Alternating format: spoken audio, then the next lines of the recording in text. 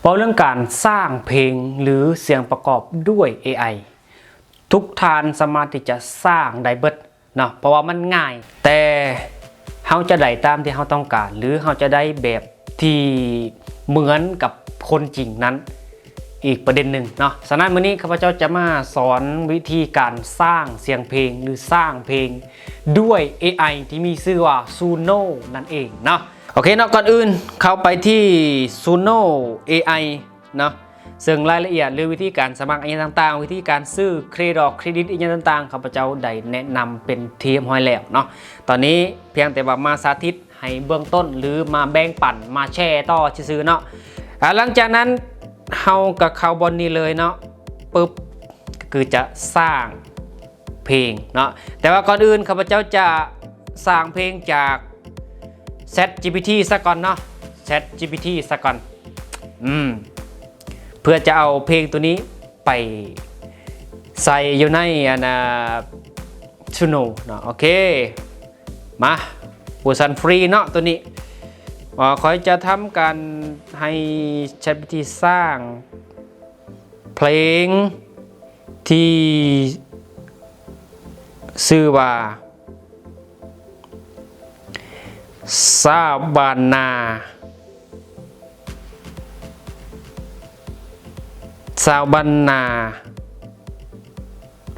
ฮักจริงโอเคสำเร็จเนาะได้เพลงละคือเพลงเนี่ยมันจะมีเวิร์ดหนึ่งเนาะคอรัสแล้วก็เวิร์ดสองทอนที่สองเนาะแล้วก็ทอนฮุกนะประมาณนี้แบบนี้เลยแล้วก็ไบรท์บอกนี่ไบรท์ค่อยอ่านโอเคเอาหลังจากนั้นค่อยทำการ Copy เอา Copy เนาะหลังจากที่ Copy ปุ๊บก็ไปที่ Suno AI เนาะSuno AI อธิบายอีกทีนึงเนาะอยู่ในนี้มันจะมีคำว่า instrumental หมายความว่าถ้าเขาเปิดมันก็จะสร้างเฉพาะดนตรีเนาะแต่ว่าค่อยจะให้มันห้องเพลงเลยเนาะโอเคใส่เข้าไปค่อยวางเข้าไปเนาะแล้วก็ลบตัวนี้ออกก่อนนี่เลยเนาะหลังจากนั้นซื้อเพลงนี่มาใส่อยู่บนนี้เนาะนี่ซื้อเพลงบนนี้หลังจากนั้นตัวที่สำคัญที่สุดคือสไตล์หรือรูปแบบเพลงว่าเขาอยากได้ประมาณใดตัวนี้ตัวที่สำคัญโดยเฉพาะคนที่บ่มีพื้นฐานบ่รู้เลยว่าเพลงนี่มันคือในรูปแบบใดเป็นสไตล์ใดเนาะคือกันค่อยบ่รู้เลยแต่ว่าหลังจากที่ว่าเฮาศึกษาลองผิดลองถูกเนาะใส่หลายๆอย่างเข้าไปจนจืดนะว่าโอเคเพลงหนึ่งประกอบมีอย่างแน่เบสกีตาร์ไวโอลินเปียโนคีย์บอร์ดก็ว่ากันไปนะค่อยจะสั่งให้ทั้งนี้อันนี้น่าจะสมมติว่าเป็นลูกทุ่งบ้านนาเนาะโอเคเฮาก็ใส่สไตล์เด้อโอเคเนาะหลังจากที่ข้าพเจ้านี่ได้ทำการกำหนดว่าให้เพลงนี่ออกมาประมาณใดเนาะตัวอย่างอยู่นี่แมนลูกทุ่งบ้านนาเนาะโอเคหลังจากนั้นเราก็ทำการสร้างเลยเนาะปึ๊บหลังจากที่เรากดสร้างเนาะเพลงจะออกมาเป็น2เพลงเนาะ2เพลงให้เราเลือกถ้าเราคิดว่าเพลงใดเพลงหนึ่ง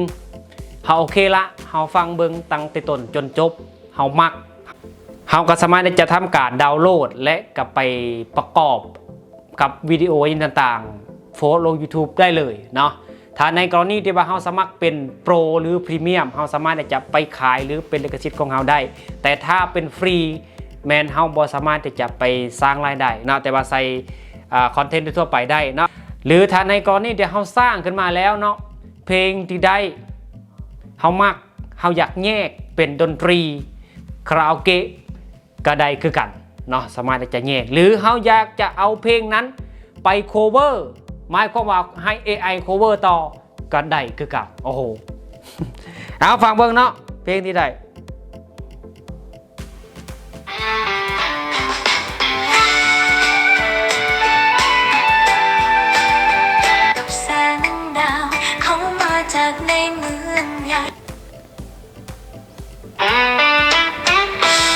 มาก มันจะเป็นสไตล์นี่มันจะเป็นสไตล์อินดี้แต่เป้าหมายของค่อยคือค่อยบ่อยากได้อินดี้เมื่อกี้นี่แต่มันออกมาเป็นอินดี้ฉะนั้นแหละเฮาสามารถที่จะสร้างเข้าไปอีกสร้างไปเรื่อยสร้างไปเรื่อยจนกว่าเฮาจะได้ตามที่เฮาต้องการฉะนั้นมันบ่แม่นง่ายตัวนี้แหละที่มันยากเนาะสมมติว่าเฮาสร้างไปเรื่อยๆมันก็ทำการสร้าง2เพลงออกมาแต่เฮาต้องได้ปรับเปลี่ยนสไตล์เนาะปรับเปลี่ยนจังหวะนอกจากนั้นแล้วเนาะคอยจะทำการให้ทั้ง Suno AI นี่สร้างให้เลยเนาะโอเคเฮากับพิมพ์ไปเลยเนาะสร้างเพลงนั้นเฮาก็กดไปบนนี้เนาะนี่ write ตัวนี้ให้มันสร้างเพลงขึ้นมาเนาะ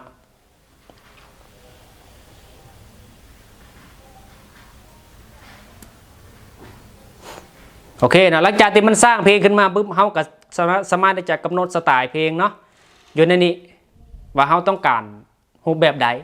ซึ่งมันจะออกมาแบบคือใกล้เคียงที่สุดมันก็ขึ้นกับว่าเพลงที่เฮาแต่งขึ้นมาเพลงที่เฮาเขียนลงไปหรือเพลงที่มันสร้างขึ้นมานี่มันเหมาะกับลูกทุ่งบอหรือสตริงหรืออินดี้ก็ว่ากันไปเนาะมันจึงจะออกมาใกล้เคียงที่สุดโอเคหลังจากนั้นค่อยทำการสร้างเข้าไปอีกนี่ส่วนหลายเพลงที่มันออกมาเนาะมันจะเป็นสไตล์เดียวกันดนตรีมันคล้ายๆกันฉะนั้นแหละเฮาจะต้องได้ไปกำหนดบอลดนตรีนี่แหละบอลทำนองนี่แหละ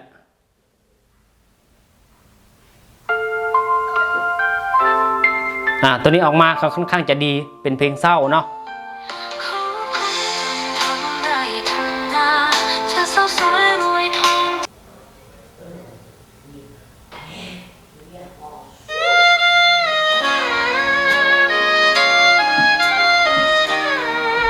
อันนี้คือการสร้างเสียงเพลง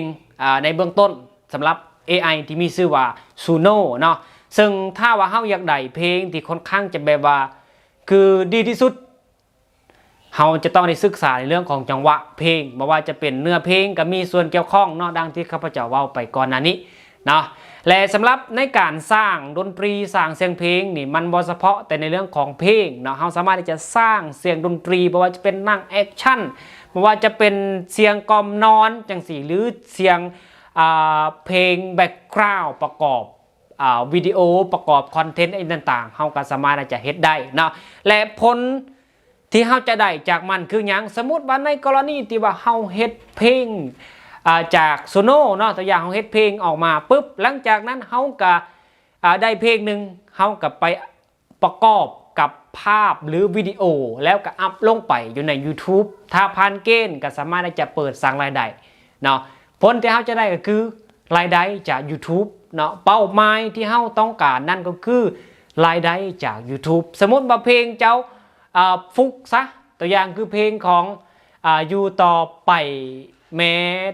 ไรเจ้าบอกประมาณนี้3-4 ล้านวิวก็ถือว่าเจ้าก็ได้เลยเด้เนาะฉะนั้นแหละสมมติว่าเจ้าเฮ็ดขึ้นมาประมาณ100-200เพลงซะก็คิดว่ามันน่าจะมีประมาณ10เพลงอย่างน้อยๆกับวิวหลักแสนคือตัวอย่างเพลงของข้าพเจ้าเนาะที่สร้างด้วย AI ในปัจจุบันก็คือเพลงลาวเนาะถือว่ายากที่สุดในหลักแสนไว้ง่ายซะก็คือปัจจุบันนี่ก็ท่าร่วมพวกก๊อปปี้นู่นนี่นั่นก็หลักแสนแล้วเด้นะนั่นคือเป้าหมายก็คือเฮาเฮ็ดเพลงเพื่อลง YouTube แล้วหาเงินจาก YouTube นั่นเองเนาะซึ่งมันจะมีหลากหลายวิธีบอกว่าจะเป็นในเรื่องของเสียงเพลงเสียงดนตรีประกอบเสียงกล่อมนอนเสียงแบ็กกราวด์แอคชั่นเพลงเด็กเสียงผี